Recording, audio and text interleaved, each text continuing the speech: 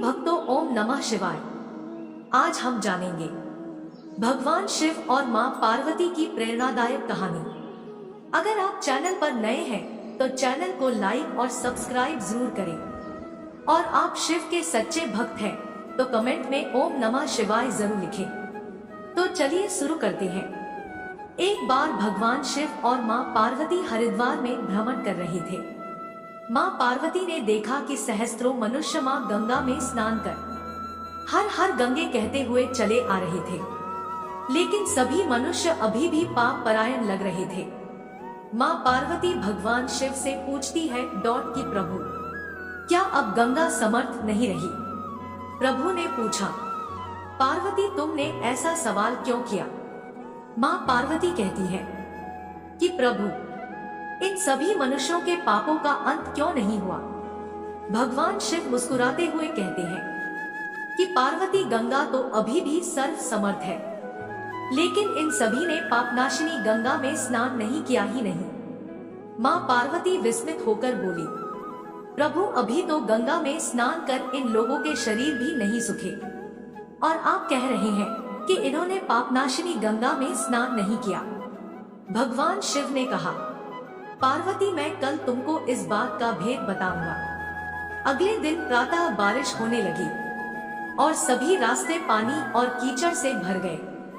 भगवान शिव एक वृद्ध का रूप बनाकर एक गड्ढे में ऐसे बैठ गए कि मानो वह इसमें गिर गए हैं, और उनसे वृद्धावस्था के कारण निकला भी नहीं जा रहा।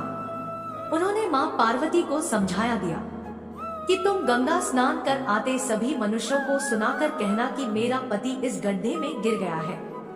मेरे पति सर्वथा निष्पाप आत्मा है और कोई निष्पाप पुण्यात्मा है, उनको बाहर निकल सकती है।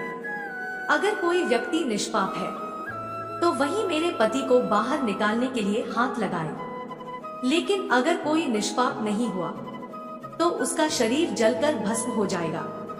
मां पार्वती अब गड्ढे के पास बैठ गई और सभी को सुनाकर कहने लगी। हर कोई सुंदर स्त्री को प्रलाप करते हुए देखकर रुक जाता। एक सुंदर स्त्री को वेदना में देख हर कोई उनकी मदद के लिए तैयार हो जाता, लेकिन जैसे ही वह वृद्ध वेशधारी भगवान शिव को बाहर निकालने के लिए हाथ बढ़ाने लगते, माता पार्वती तुरंत उन्हें टोक देती। वह कहती, मेरे पति सर्वथा निष्पाप आत्मा है और कोई निष्पाप पुण्यात्मा है, उनको बाहर निकल सकती है। अगर तुम निष्पाप हो तो मेरे पति को बाहर निकालने के लिए हाथ बढ़ाना। मैं तुम्हें पहले ही चेतावनी दे देती हूँ कि अगर तुम निष्पाप नहीं हुए तो तुम्हारा शरीर जलकर भस्म हो जाएगा। इतना सुनते ही हाथ आगे बढ़ाने वाले हाथ पीछे कर लेते, क्योंकि उनको लगता था कि हमने जीवन में कभी ना कभी तो पाप किया ही होगा। दूसरे उनके मन में आता है, इस बुढ़े के लिए क्यों अपनी जान जोखिम में डाले। इस तरह सुबह से लेकर संध्या हो गई।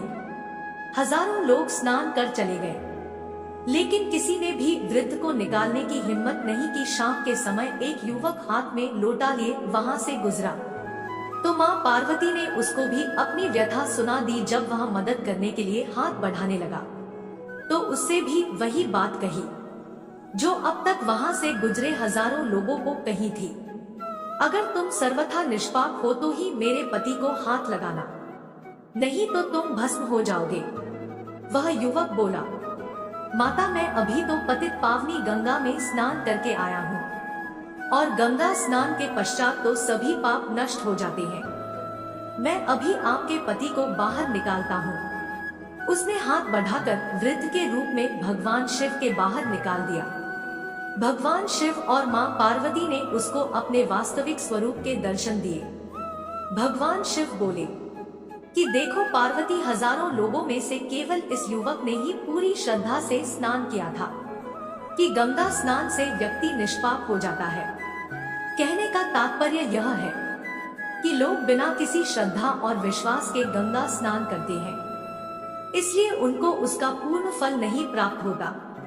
इसका अर्थ यह कदापि नहीं है कि गंगा स्नान का फल नहीं मिलता, लेकिन गंगा स्नान का वास्तविक फल उसी को मिलता है जो पूर्ण श्रद्धा भावना से स्नान करता है। उम्मीद है आप सभी को ये वीडियो अच्छी लगी हो। अगर आप शिव के सच्चे भक्त हैं तो चैनल को सब्सक्राइब और वीडियो को लाइक जरूर करना। कमेंट में हर हर महादेव जरूर लिख देना।